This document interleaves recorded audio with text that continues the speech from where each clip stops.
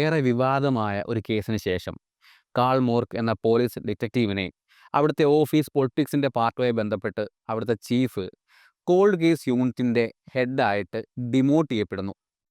ഈ call mock അല്പം വിഷാദം നിറഞ്ഞ കുറച്ചേറെ നാർസിസമുള്ള ഒരു വ്യക്തിയാണ്. പുള്ളിക്കാരൻ ഈ പുതിയൊരു കോൾഡ് കേസ് യൂണിറ്റിലേക്ക് വന്നത് അത്ര താല്പര്യമൊന്നുമില്ല. പക്ഷേ പോകെ പോകെ അയാൾക്കൊരു ടെമ്പററി അസിസ്റ്റൻ്റ് വരുന്നു. ആ അസിസ്റ്റൻ്റ് നിർബന്ധത്തിന് വഴങ്ങി അയാൾക്കൊരു കേസ് ഏറ്റെടുക്കേണ്ടി വരുന്നു.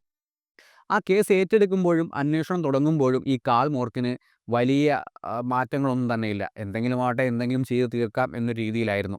പക്ഷേ ഈ കേസ് അയാൾ തിരഞ്ഞെടുത്ത അന്വേഷിക്കുന്ന കോൾഡ് കേസുമായി ബന്ധപ്പെട്ട അന്വേഷണം മുന്നോട്ട് പോകുമ്പോൾ അയാളുടെ മടിയെല്ലാം നീക്കി വെച്ച് അയാൾ ഒരു ഡിറ്റക്റ്റീവായി തന്നെ മാറുന്നു. ആ കേസിൻ്റെ രഹസ്യങ്ങളിലേക്ക് പോവുകയും ചെയ്യുന്നു. പറഞ്ഞു വന്നത് ബുക്ക് അഡാപ്റ്റേഷനിൽ നിന്ന് ഫിലിം സീരീസായ ഡിപ്പാർട്ട്മെൻറ്റ് ക്യൂ എന്ന ഫിലിം സീരീസിനെ ആസ്പദമാക്കി വന്ന വെബ് സീരീസിനെ പറ്റിയാണ്. വെബ് സീരീസിൻ്റെ പേരും ഡിപ്പാർട്ട്മെൻറ്റ് ക്യൂ എന്ന് തന്നെയാണ്.